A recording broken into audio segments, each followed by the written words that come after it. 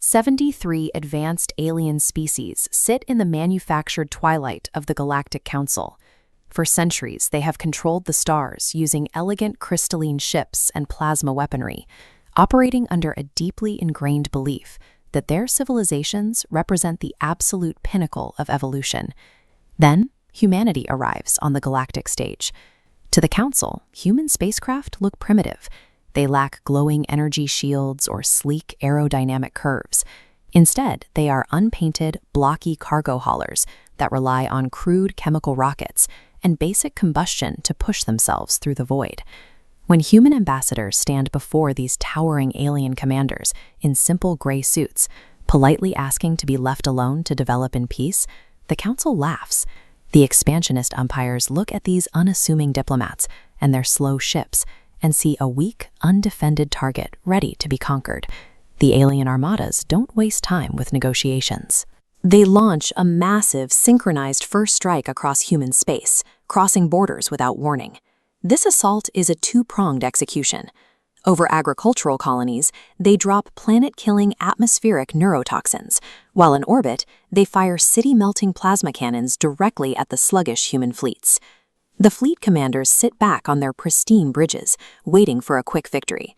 They have fought hundreds of wars using these exact tactics.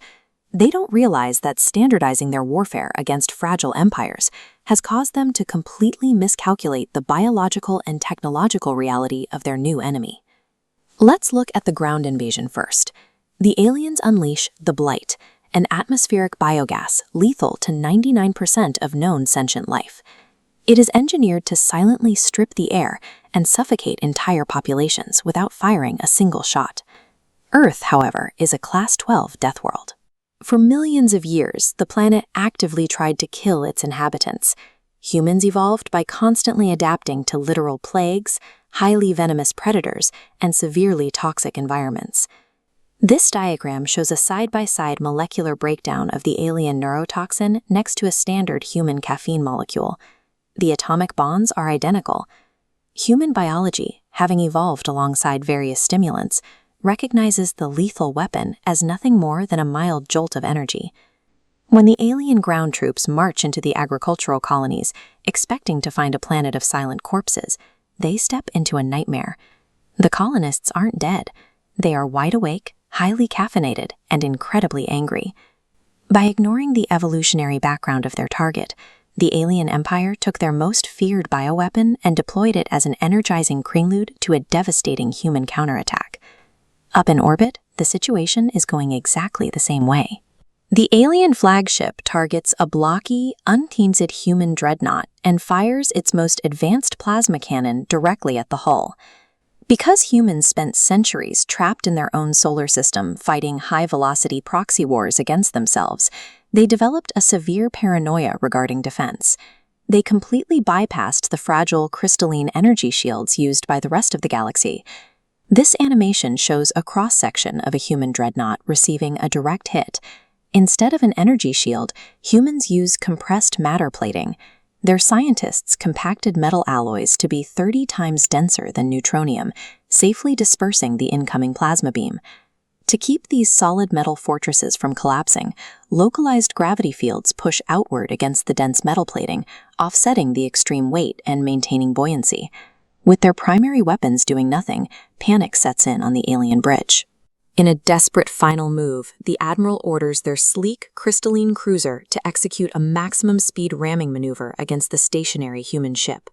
In the exact millisecond of impact, the alien vessel fails to leave a single scratch. The massive kinetic feedback travels backward through the elegant flagship, and it violently crumples and shatters like glass against an unyielding wall of solid iron. The humans respond by repurposing industrial mining equipment into weaponized mass drivers. They use magnetic rails to launch tungsten carbide slugs at a significant fraction of the speed of light. Because alien energy shields are specifically tuned to dissipate thermal energy and plasma, they cannot compensate for the sheer momentum of physical mass, causing the magnetic containment fields to collapse instantly. Human engineering relies on the undeniable laws of mass and force. When elegance meets 200 tons of hyper-accelerated tungsten, the technology of the Galactic Council simply fails to keep pace. In the silent aftermath of the battle, the alien vanguard lies crippled. The surviving warlords sit in the wreckage, fully expecting to be executed or enslaved, as is standard practice for defeated empires across the galaxy. But the final finishing blow never comes. Instead, the human dreadnoughts launch their secondary vessels, sending highly coordinated search and rescue teams into the debris fields to pull the surviving alien crews from the cold vacuum. The human commander boards the crippled flagship. They step onto the ruined bridge, look the terrified warlord in the eye, and politely offer them a cup of coffee. They follow this with a formal peace treaty and a medical cure for the aliens' own toxic gas. This mercy is earned through a dark history. Humanity spent over 5,000 years fighting brutal, high-velocity wars against themselves.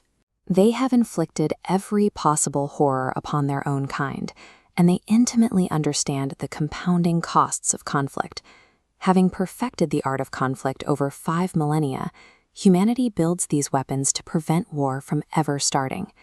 Their military doctrine focuses on making the cost of an attack so physically impossible that peace becomes the only logical outcome for their neighbors. The most unsettling thing about humans is their capacity for restraint. They understand the mechanics of total destruction better than anyone else in the cosmos, yet they deliberately choose to offer a hand instead of a finishing blow.